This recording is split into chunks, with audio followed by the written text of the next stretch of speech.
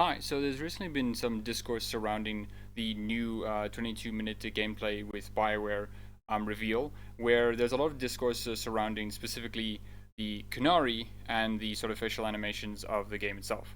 Now, I'm going to be covering like Spell and Shield's video on it because this video I think is like a good insight into the people who are saying this and like sort of the arguments that they use in general, and also because I want to use it as a jumping off point to discuss other things such as like why did the Qunari look like this, and what changes BioWare already has implemented or could implement it to make the Qunari look a bit better or whatnot. Because, and here's the thing, right? Like, yeah, I think the big issue with this reveal is not really to do with anything other than just like the forehead, you know?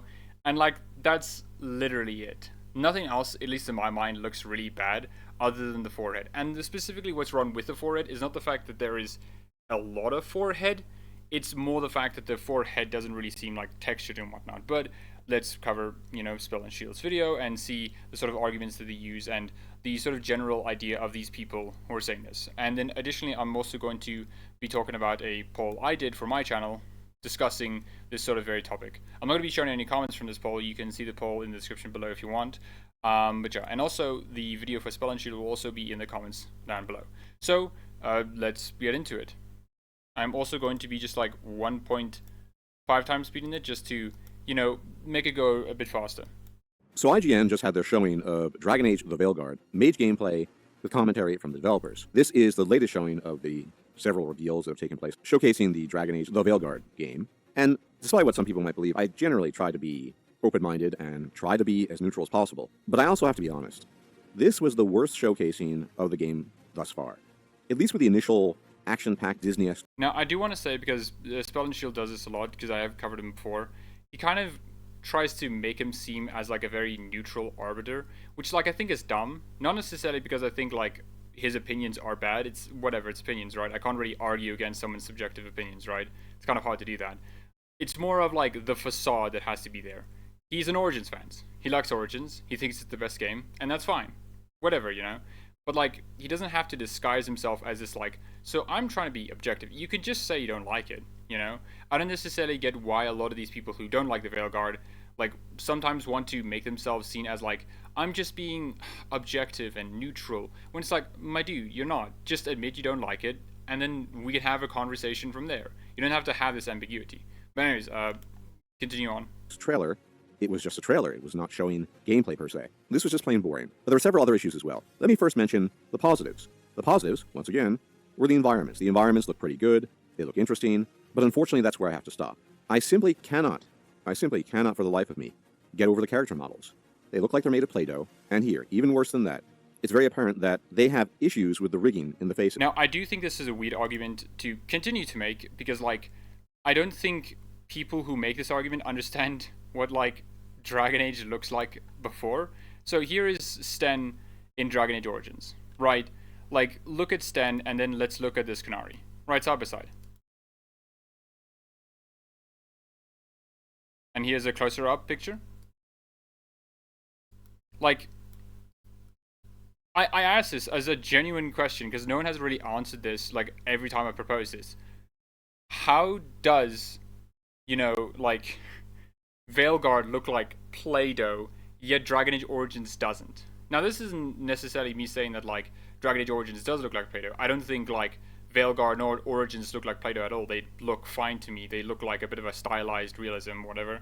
But it's a consistent thing that these people will constantly make of, it looks like Play-Doh, it looks childish, it looks like a cartoon, when in reality, if they were applying their logic consistently, they'd also have to say that, Origins is also very cartoony, right? You can't tell me that you see this and you're like, okay, cool, that's like realism, or at least trying to be realism, right? We can also then go a bit further and look at Morrigan.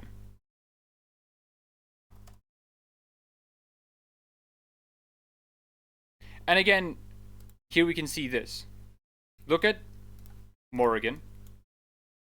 Look at Morrigan and see that, like, yeah, she, while there are differences, what big differences are there? How is this like Play-Doh-ish and this isn't? That's the thing that I never really get, because these people will, you know, say that this looks like Play-Doh, but like never really explain how or why. It's just vibes based, which is fine if you're making a video like that, but I expect at least someone to answer the very critical question of why it looks like this, what techniques there are. And now I can't necessarily answer that myself because I'm not really an artist, you know?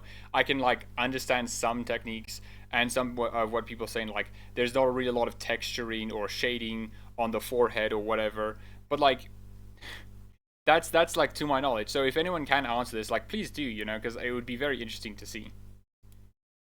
Or to The read. eyes just look off. They kind of look like they're dead. And the faces are really giving me Mass Effect Andromeda vibes. You know, Now, this is also a weird thing to me because it's like, how exactly?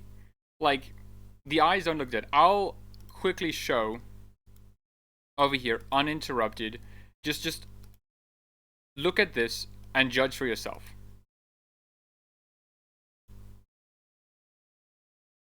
Judge for yourself if this does look like a bit like claymations or dead eyes or whatever.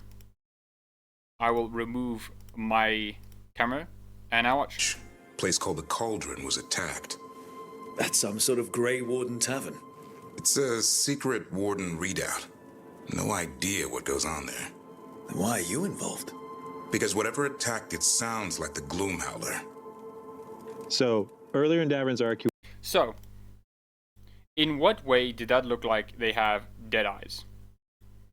I can't really think of it. Because if you look here, right, and you look at like where their eyes are moving or tracking, like this is like how a person looks at you. They look at directly into your eyes, and look, he's just looking away, and he's just looking at them. Like, this isn't really dead eyes. These are just like eyes moving. Now, is there something wrong with it? Sure, there are like some things, but those are tied more to the canned animations. As you can see, it looks a bit jerky here. Like, other than that, it doesn't really look that bad. You know, it seems like and again, this is what a lot of this discourse is also about. It's very overblown. And this is where I'm going to like wrap it up to a sort of, the discourse is surrounding the forehead of the Qunari. Literally just this.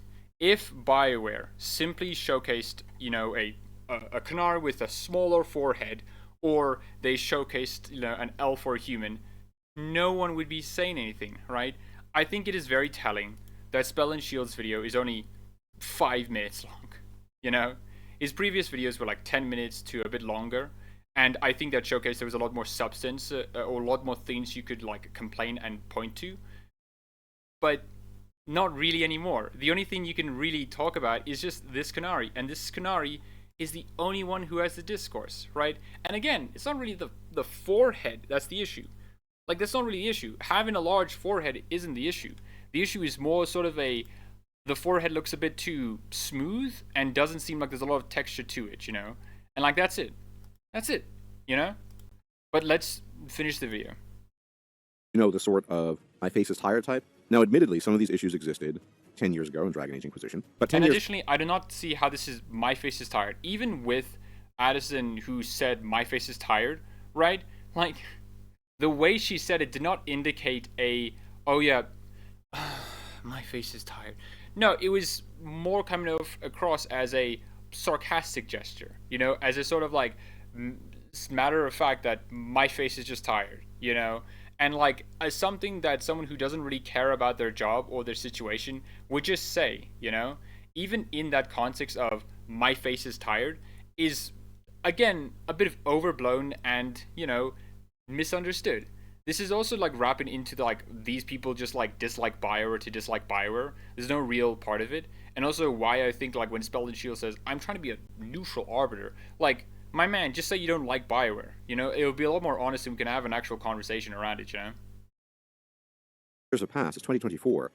And I think it's not unreasonable to have greater expectations in terms of what we see in the faces. I hate to bring it up, and I don't want to suggest that Baldur's Gate 3 is a direct competitor with Dragon Age, but if you look at the facial expressions, their expressiveness, and just how authentic and real the faces look in Baldur's Gate 3, compared to this, it's mind-boggling. And we keep on hearing a lot about the much-vaunted character creator, and I will reserve judgment on that. But the byproducts of the... Also the way that he says, like, I will reserve judgments on that, which sounds like he's saying he's coming in with the assumption that it's going to be bad, not coming into the assumption of like, I don't know, we'll see. That is, I think, very important, at least for this video and for a lot of people who are like doing this discourse, is the assumption it will be bad, and not, I think, the more correct approach, which is, I don't know.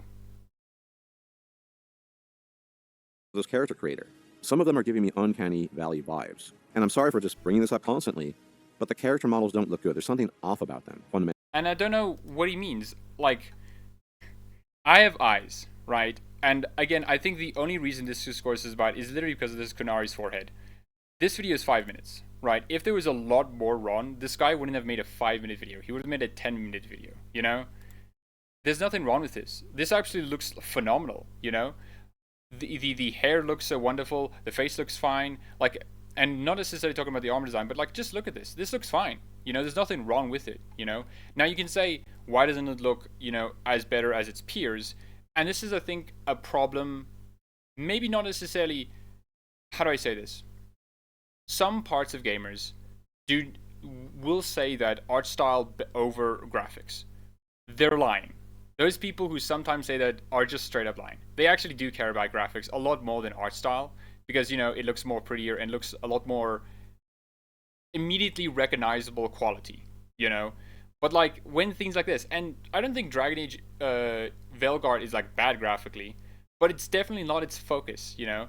Like, especially with Baldur's Gate 3, the success I think that came with that one is the idea that graphics aren't everything, it's art style. And it worked really well. If you compare Baldur's Gate 3 to its competitors in the year, not necessarily in RPG space, but in the sort of gaming space overall, you can see they weren't graphically the best. Call of Duty was graphically the best game of that year, you know? And other games that were trying to be graphical powerhouses were better than that. But the thing is, with graphics, they make it a lot harder to make a good game because so many resources have to be put into it, and that's an issue, you know, at least when you have to put other resources to what I at least consider more important aspects.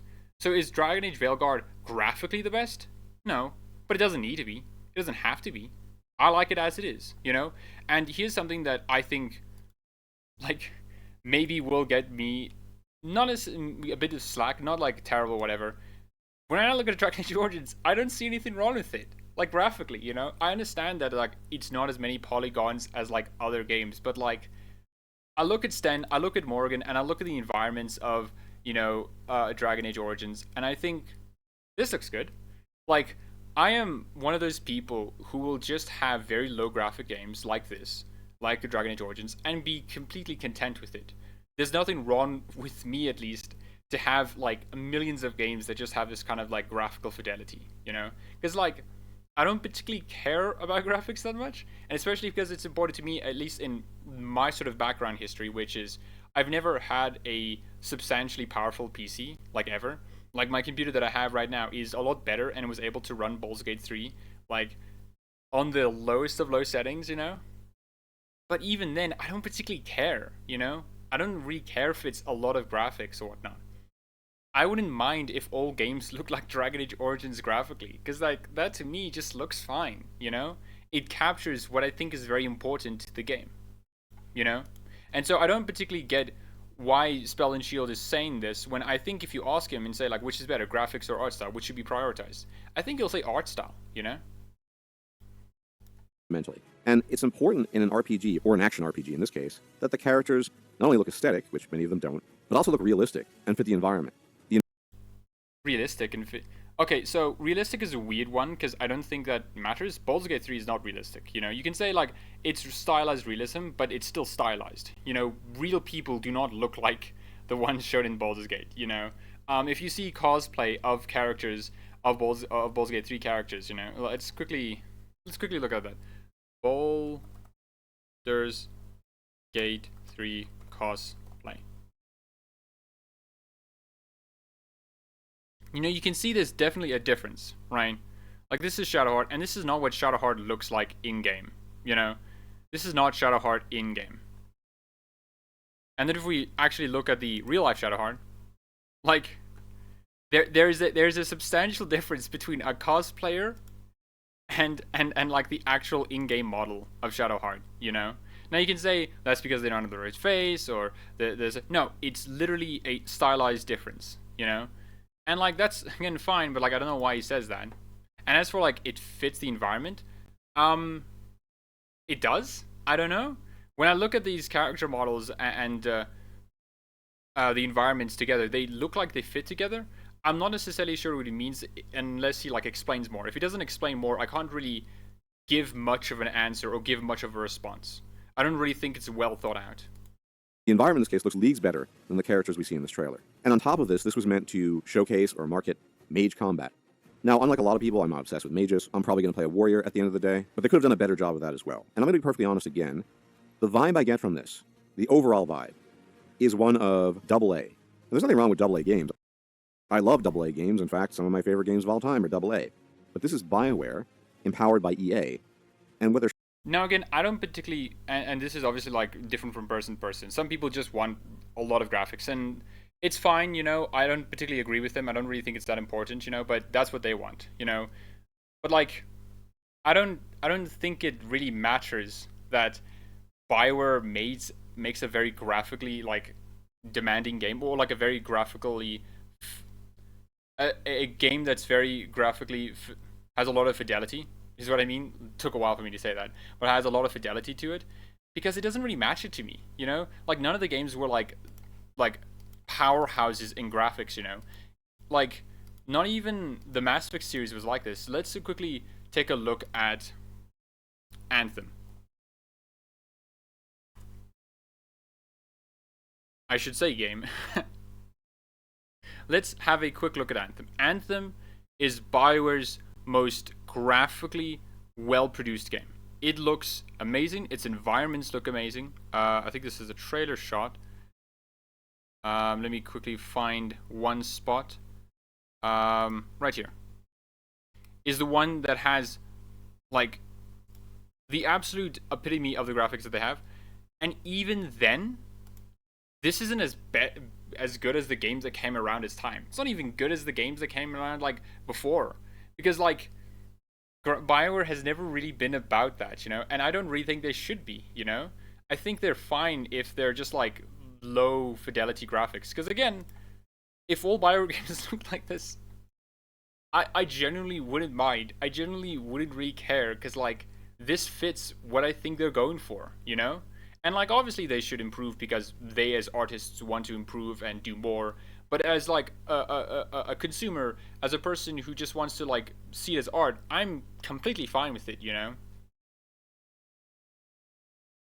they're showing to us does not look like a AAA game. If you compare the appearance. And again, that's another thing that I find a bit weird to say, like it's not a AAA game. Who cares about the AAA distinction? I've always balked against the AAA and like AA and indie kind of stuff, because it's sort of, the only distinction to me is finance, right? And I think there's already words that you can use to distinguish games that have a lot of budget.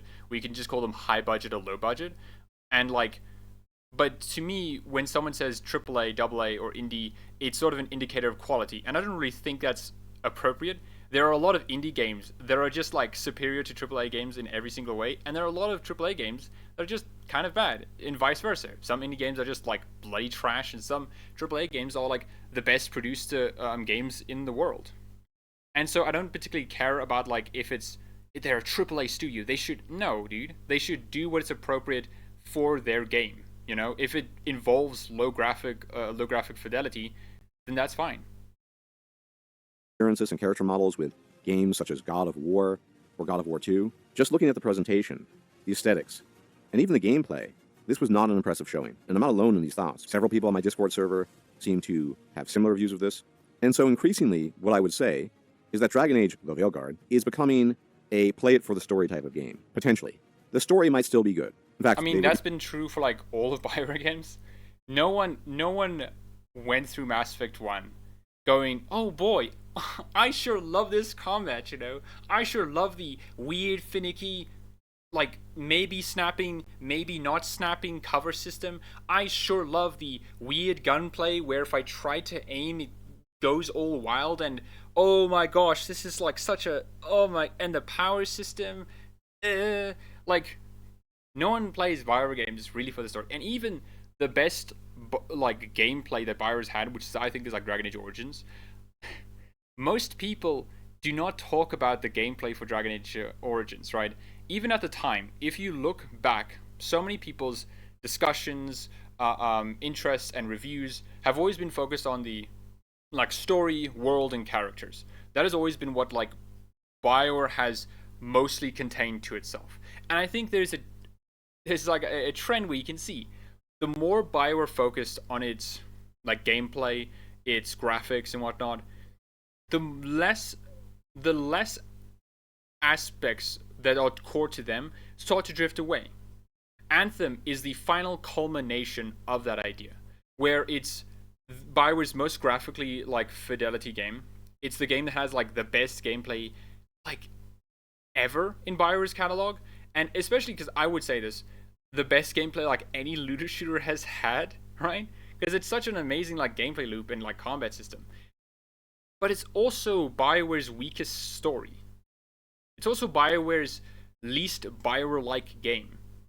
And I think this sort of idea that a lot of people kind of miss is that when you have a game, you can't just have like perfect graphics, perfect art style, perfect gameplay, perfect environments, perfect writing, perfect like you have to pick and choose, because you can't do all things at once, not necessarily because it's impossible, but simply because you should prioritize what you think your game should be about, you know, and see which aspects should conform to one of your pillars, right? And for BioWare, the writing has always made other aspects of like the game, like graphics, gameplay, and stuff like that, conform to it, you know.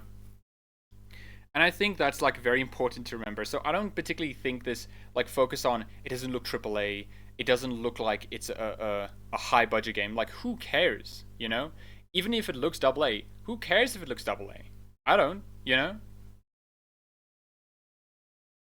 Reveal some spoilers, some minor spoilers in the trailer regarding Gilhanane and her interest in using the Blight as a tool for shaping her minions, specifically the Darkspawn, although we could already read that and interpret that from the things they've shown to us thus far. And so yes, that's interesting. But it's hard to be... Also, sorry, I just want to point this out because I when I initially covered this trailer, there was something I missed and I wanted to just quickly point it out since he talked about the Darkspawn there. Helpful during the gameplay? Oh, absolutely. In fact, a lot of Davrin's abilities revolve around calling a Son in the heat of battle. See here? That's a ogre. A non-blight, a non-like red lyrium infused ogre. So like you can see this guy, right? With his like sunken skull. Hold on. Interesting. But with his like sunken skull. It's hard to be and deeply interested in the story. Right? He doesn't look like an ogre, but here's the ogre, right? I think this is cool because like we know that like at least like in terms of canon, that like these new red lyrium designs are not new designs. I just want to point that out because like I think that's very interesting. Anyways, back to the video. When you don't have the aesthetics and the rest of the things that are supposed to accompany the story matching up with the story appropriately. Now, this game is going to be released on the 31st of October, and you can tell... Now, that I don't particularly get. I don't know how, you know, Veilguard's aesthetics don't match its story. Because it looks like it matches its story. Like, look at it, you know? The environments look like it, and the characters look like it. They look like how they've always kind of looked like, you know? So I don't particularly get, you know, why that's such a bit of an issue. It looks fine. Tell that the facial animations are either bad or broken, or this is an older build, who knows. But they're either going to have to patch things up massively within the first couple of weeks, or I don't know what to expect. From my current vantage point right now, as someone who is attached to some degree to the story of Dragon Age overall over the series, I'm finding it increasingly difficult to muster the enthusiasm and excitement that seems to be on display with other people. So I don't know what to think. Overall, I was disappointed by this. Again, in my opinion, the worst showing thus far. But I guess we'll have to wait and see until the game actually releases and look at the other things, such as the character creator, which they promised to show us at some point in time. So I just don't know what to think anymore. But it's certainly not a warm, bubbly feeling that I have right now. Quite the opposite. So I hope we're actually in for a massive surprise on October 31st. Well, there you have it. My honest take on what I've just seen in terms of this reveal. But regardless, thank you for tuning in, as always. So yeah. So like, again, I want to clarify that this whole discourse on like Veilguard's like aesthetics and looks and like graphics and stuff have only come about because of this like man's airline forehead. And that's it, you know? So like, what is the issue with it? I did mention it, that like the issue with it is like lack of texturing and maybe, and some people have said a gradient from the horns to the forehead. And like, well, let's look at it. So here is Sten, right? Obviously the Qunari in Dragon Age Origins had no horns because the engine couldn't do it for some reason. I'm not necessarily sure on the specifics, but that's what they say. And then here is like an updated version of, Sten from the, I think, World of Thetis novels, or maybe it was a comic. I think it was from the comics. And this is what like an updated Sten looks like. You can obviously see that the rounded ears have been gone, and now he has pointed ears. And necessarily the facial change is most likely due to age and not necessarily anything else. Sten was always a bit jacked, but like so far he looks pretty the same. It's in Dragon Age 2 where we get a lot of changes, and you can see that, hey, this guy has some pretty badass design. You can see the way his forehead, it's like, it seems like it's gonna mostly just be his horns. He doesn't really seem to have a forehead. His forehead is like here, and the rest is like protruding horns, And I think that's what a lot of people who are not necessarily like similar to Spell and Shield's thoughts on like Dragon Age and Bio in general, but more of like, this is what like they kind of wanted from the Qunari aesthetics. Not necessarily a one-to-one, how the arrow shark looked, but something similar to this, And I think it's important to also talk about Qunari. Talk about the Qunari that you could make in Dragon Age Inquisition. And you can obviously see, and this demonstrates the sort of like different stylizations that happen with Qunari, right? And obviously the sort of differences come from, it seems like they look a lot more human, which is a lot of people's complaints that the Qunari look very human with horns. But that's always been the sort of aesthetic. And this isn't me saying like that's fine, it's okay, it's actually good. I prefer Dragon Age 2's aesthetics a lot. I would have wanted Dragon Age 2's like art style to be the main art style for the entire series, because I absolutely adore it. I think it looks amazing and wonderful. Not necessarily that the other art styles are bad, but it's just I prefer this one way more. So it's not necessarily that this is like bad or whatever. It's more that this one has like some unique issues to itself. If the forehead was lower, if there's more gradient or texture on the forehead, it would have been fine. This looks like generally fine, And that is like, I think, the issue a lot of people have. And I myself made a community poll, like asking people what do they think, right? Where is it? Here. So I asked, what do you all think about Qunari Rook and the facial design of Dragon Age Veilguard? I've seen Discourse on how it looks bad, and I want to ask you all. Now I'm going to show any comments because I'm not sure if anyone wants me to show their comments. But as you can see, there's definitely something. A lot of people are feeling like it looks a bit off, Only 4% said it looks great. Only 11% say they see no issue. 58% of people said it looks off, but it's fine. And then 27% of people said it's really bad. Now, it's not necessarily just like people who hate Bio or whatnot, but there is something about it. And I did discuss what the issues were about it. A lot of those like things that I talked about were coming from this comment section. So I'll leave, again, as I said, a link down below if you want to see the community posts to see people's like comments and whatnot. It does look off, and I won't like say it looks like really fine or whatever.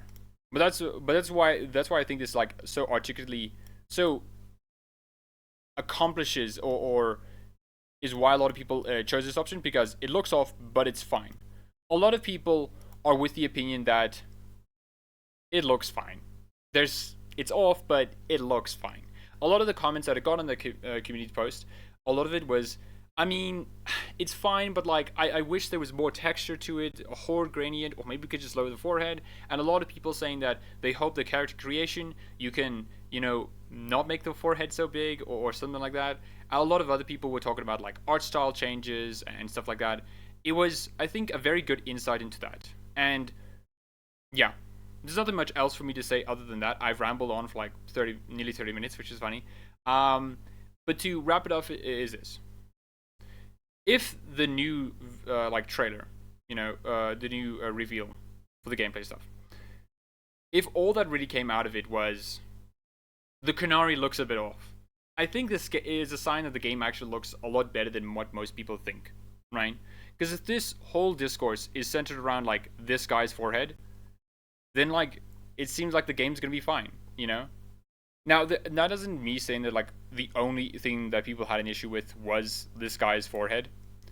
A lot of people also disliked the mage gameplay, you know, saying it looked a bit different from like the NVIDIA showcase. And I want to say that the NVIDIA showcase was specifically very highly edited and like again very fast paced, you know. Like let's just quickly look here without my camera in the way and just see this. You know, no no audio or anything, just let's look.